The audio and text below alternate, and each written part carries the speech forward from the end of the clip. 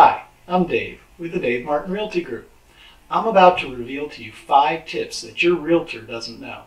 These are phrases and terms that realtors use frequently, and these phrases are costing their clients time and money. If these phrases are so harmful to home sales, why do agents use them so often? Sadly, it's because they don't know any better. If you're planning to sell your home now or anytime in the future, the information you will learn in the next few minutes could be worth thousands of dollars to you, because you're going to learn how to sell your house for more money and faster by optimizing your property's description for the best results. Sadly, most real estate agents are clueless about the powerful information you will know by the end of this video. Most houses are sold by listing the property in the Multiple Listing Service, or MLS. It's used by realtors to both promote the property to the public, but also to share the listing with other realtors. Each listing usually contains pictures, and if you're selling a home these days and you don't have a good number of great pictures, you will likely have a very long road ahead of you before you will sell. The listing will also contain property details and a short description of the home. In our area, the description is limited to about 400 characters, so there's not a lot of room, which means you have to make every keystroke count. Real estate agents are the ones who are typically in charge of adding properties to the MLS, and it's assumed that agents are experts at deciding what to put on the listing to obtain the best results. But do they really know what they're doing?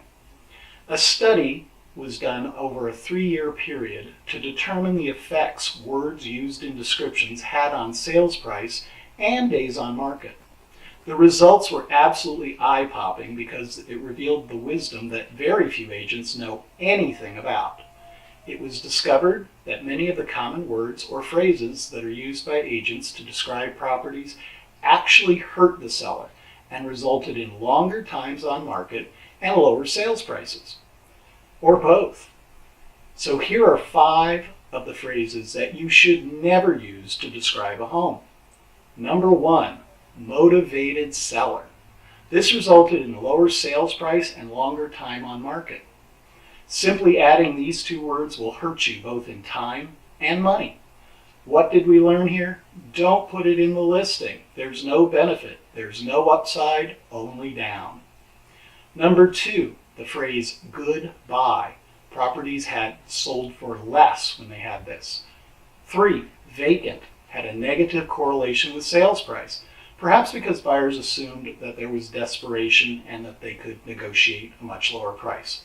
Number 4, repairs. Using the word resulted in a longer time on market and a lower price. However, the phrase updated resulted in more money. Perhaps the word repairs doesn't associate with improvements, so if you've had renovations or repairs, you might want to use the phrase recently or freshly updated instead.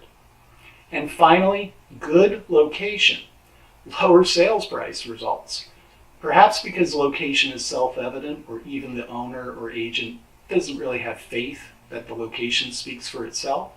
So what are these 5 tips really? They're tips on what not to put in the listing.